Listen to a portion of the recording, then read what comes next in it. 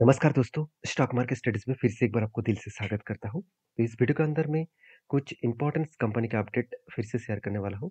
तो इस वीडियो को पूरा लास्ट तक देखना और अभी तक अपने चैनल को सब्सक्राइब नहीं किया तो जरूर कर लेना। तो चलो एक-एक करके सारे पॉइंट्स देख लेते हैं। सबसे पहले मैं डिस्कशन करूँगा एल-एन-टी टेक्नोलॉजी सर्विसेज लिमिटेड के बारे में। देखिए अभी एल-एन-टी टेक्नोलॉजीज सर्विसेज लिमिटेड देखा जाए तो इंडिया के एक सबसे पॉपुलर एक आईटी सेक्टर कंपनी है। और एल-एन-टी ग्रुप के एक सबसे बड़ा मतलब आईटी सेक्टर कंपनी है। हाँ, एल-एन-टी के 2 कंपनीज़ हैं, एल-एन-टी माइंडट्री भी है और एल-एन-टी टेक्नोलॉजी सर्विसेज भी है। तो इस एल-एन-टी टेक्नोलॉजीज़ के ऊपर जब मुझे एक ट्रेड मिला था, तब मैंने आपके साथ शेयर भी किया था और फाइनली वो ट्रेड का क्या हालत है, वो देख लेते हैं। देखिए, कंपनीज़ के ऊपर जो पैटर्न्स यहाँ पे बनने जा रहे हैं, देखिए इसके बीच में बहुत सारे पैटर्न्स बने, उसका भी टारगेट अचीव हो चुके हैं, वो मैं आपके साथ शेयर किया था। अभी फिलहाल के लिए जो सिचुएशन है, वो समझ लेते हैं।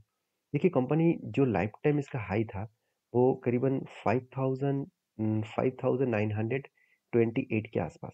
ये जो लाइफ टाइम हाई था, इस लाइफ टाइम हाई से बड़ा-सा एक करेक्शन हुआ और रिकवरी भी हो चुके हैं। देखिए आईटी सेक्टर 2022 के बाद एक्चुअली 2022 से पहले 2021 से लेकर कंपनी लगातार सिर्फ यही आईटी सेक्टर कंपनी नहीं है, मत सॉरी यही आईटी कंपनी नहीं है। आईटी सेक्टर के सारे कंपनीज़ चाहे टीसीएस हो, इन्फोसिस हो, विप्रो हो, एचसीएल टेक हो, सारे कंपनी के ऊपर इस तरीके से फॉलिंग देखने को मिला।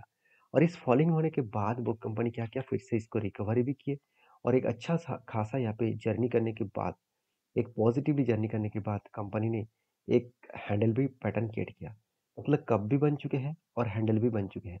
तो कप विद हैंडल पैटर्न्स बनने के बाद मुझे क्या चाहिए? मुझे चाहिए ब्रेकआउट। क्या ब्रेकआउट सही में हुआ? बिल्कुल नहीं। तो मुझे लग रहा है कि जिस तरीके से फिर से करेक्शन हो रहा है, वो नीचे मतलब इस 200 डेज़ मूविंग एवरेज तक आने का चांसेस रहेगा।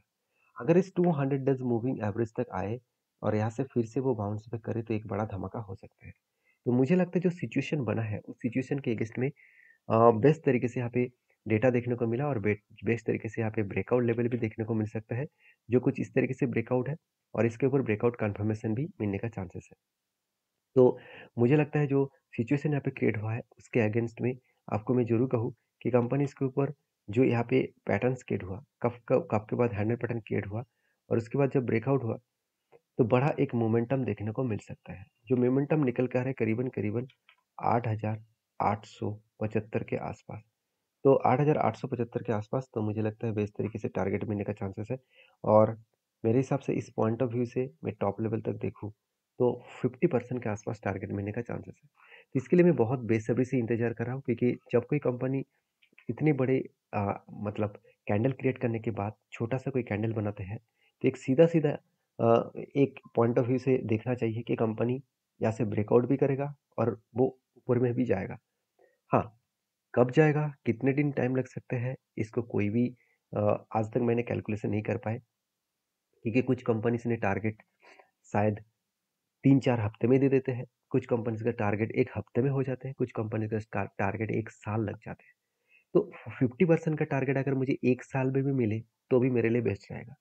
तो ये सारे पॉइंट्स मैं आपके साथ इसीलिए शेयर करता हूँ क्योंकि आपको चीज़ों को सीखने को, जानने को मौका मिले। अभी इस कंपनी के ऊपर मैं ट्रेड क्यों लेना चाहता हूँ, उसके पीछे रीज़न है कंपनी का फाइनेंशियल डेटा। अगर फाइनेंशियल डेटा देखा जाए तो देखिए, रेवेन्यूज़ में कोई भी चेंजेस नहीं है और प्रॉफिट में भी कोई भी चेंजेस नहीं है। प्रॉफिट भी स्ट्रॉन्ग है, रेवेन्यूज़ भी स्ट्रॉन्ग है और उसके अगेंस्ट में कंपनी अच्छा खासा ग्रोथ भी यहाँ पे कर रहा है। और दूसरी बात ये भी है कि कंपनीज़ के ऊपर अगर मैं फाइनेंशियल डिटेल्स के साथ-साथ कंपनी के अगर इन्वेस्टर के डिटेल्स देखूँ, देखिए म्यूचुअल फंड ने जिस तरीके से सेलिंग कर रहा था, वो फिर से बाइंग करना स्टार्ट कर चुके हैं।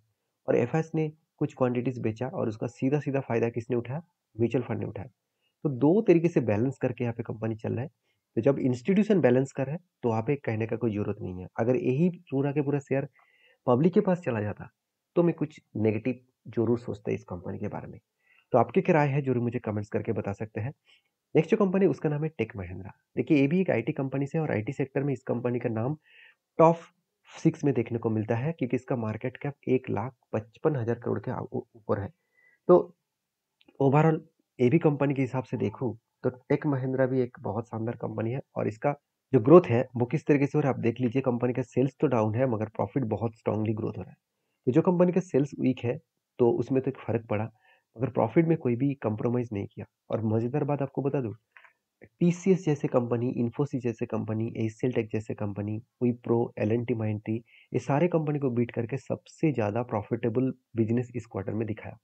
तो इसका मतलब कंपनी बहुत स्ट्रांगली यहाँ पे प्रॉफिटेबल बिजनेस को सेट किया और इसके बेसिस में कंपनी आगे बढ़ी। अभी पहले एक चीज़ों को समझिए, कंपनी जिस तरीके से यहाँ पे टेक्निकली चार्ट पैटर्न्स क्रिएट किया उसके अकॉर्डिंग अगर मैं कंपनीज को चार्ट पैटर्न्स के हिसाब से देखूँ तो क्या सही में कोई पैटर्न्स क्रिएट हुआ था? हाँ, बिल्कुल हुआ था। अभी मैं आपको same to same figure out दिखाया 2021 के बाद देखिए, लगातार बिग फॉलिंग हुआ और इस बिग फॉलिंग के बाद कंपनी एक बार रिटेस्ट करने का कोशिश तो किया था मगर फेल हो गया और बिग फॉल हो गया। कंपनी इसी के बीच में एक कप क्रिएट किया और एक हैंडल पैटर्न क्रिएट किया। अगर मैं कप और हैंडल पैटर्न्स को देखूँ तो कंपनी के ऊपर फाइनली ब्रेकआउट भी मिल चुके थे, ब्रेकआउट कंफर्मेशन भी मिला था। तो मुझे चाहिए था कोई रिटेस्टमेंट, मतलब अगर फिर से वो वही लेवल को रिटेस्ट करने के लिए आए तब बनेगा एंटी। फाइनली यहाँ पे रिटेस्ट इसी जगह पे करने के लिए आए तो यहाँ पे बन चुके हैं एंटी और मैं किस लेवल तक इसका टारगेट लेकर चलूंगा। देखिए पहली बात, कंपनी के ऊपर एक लेवल्स को याद रखिएगा 1834 के आसपास। ये लेवल मैं क्यों बता रहा हूँ? क्या ये लेवल टारगेट मेरे लिए है? बिल्कुल नहीं।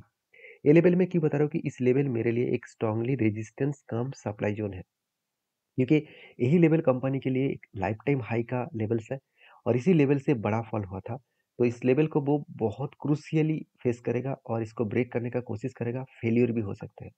तो अगर इसको ब्रेकआउट कर दे तो मेरा जो टारगेट लेवल रहेगा, जिस टारगेट लेवल तक मैं इस कंपनी को लेके जाने वाला हूँ, वो है 2187 के आसपास।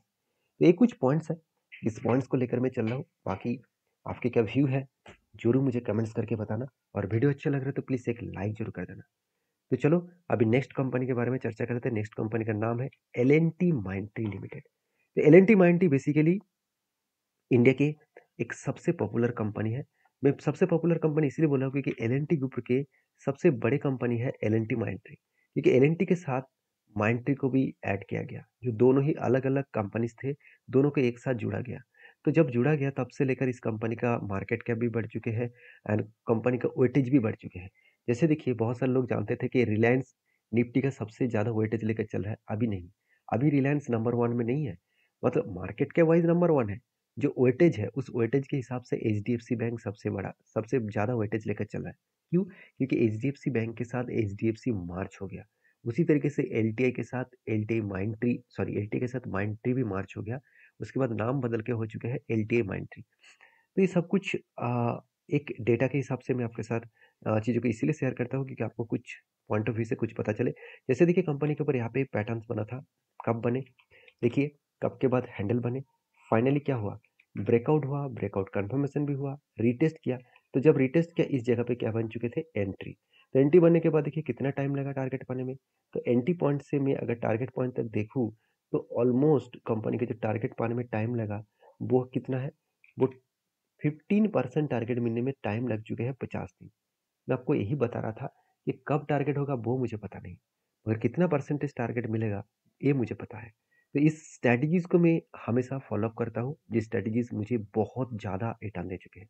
हाँ, मैं ये नहीं कहूँगी कि हमेशा इस cuff with hundred pattern strategies में मुझे प्रॉफिट ही मिला है। कभी कभी एक दो बार मुझे लॉस भी लेना पड़ा, क्योंकि मतलब मेरे ही गलती है। मैंने रिसर्च तो किया मगर कुछ पॉइंट्स को मैंने रिसर्च ना करके ही उस कंपनी को गारंटी ले लिया और जब बाद में देखा कि ये कंपनी इसके ऊपर मतलब दिक्कत है, कंपनी आगे बढ़ने के लिए टाइम लग सकते हैं, तो मैंने क्या किया, एक छोटे-मोटे एसएल के साथ एग्ज़िट कर लिया। तो ये पार्ट ऑफ गेम है। आपको हमेशा मार्केट में पैसा आप यहाँ से कमाते चले जाएँगे, ऐसे होगा नहीं। कभी-कभी आपको मतलब गुरु दक्षिणा भी देना पड़ सकता है, तो उसके लिए आपको छोटा-मोटा तो अमाउंट देना ही होगा। अभी चलो ये points, target point, stop loss point वो तो सब कुछ मिल चुके हैं। अभी मैं कुछ पॉइंट्स को यहाँ पे हटा देता हूँ। ये साथ सब कुछ इसीलिए हटा रहा हूँ क्योंकि मुझे एक फ्रेश एंट्री यहाँ पे देखने को मिल रहा है, जो मुझे लगता है कि एक अच्छा खासा जर्नी यहाँ पे फिर से होने वाला है। तो देखिए लंबा सा एक कप तो पहले ही बन चुके हैं, अभी एक हैंडल बटन्स के बारी, तो यहाँ पे हैंडल भी बन चुके हैं। मतलब देखिए क्या बना, एक बार दो बार शोल्डर बने और फाइनली यहाँ पे एक बड़ा सा हेड बने, उसके बाद छोटा सा एक शोल्डर के हेड हुआ। क्या शोल्डर को ब्रेकआउट किया? बिल्कुल नहीं। तो इस लेवल को अगर ब्रेकआउट करेगा, जो लेवल निकल कर है करीबन 6434, इस लेवल को अगर ब्रेकआउट करेगा तो एक बड़ा जर्नी देखने को मिल सकता है। तो कहाँ तक जर्नी हो सकता है अगर लेवल को ब्रेकआउट हुए? तो टोटल जो कप का लेंथ है, इस लेंथ को मैंने क्या किया, मार्किंग कर लिया। इस लेंथ को मार्किंग करने के बाद इसको मैं ऊपर बिठा दूंगा। फिर जब उठो ऊपर बिठाने के बाद जो टोटल टारगेट बनेगा, तो वो आपके सामने होगा।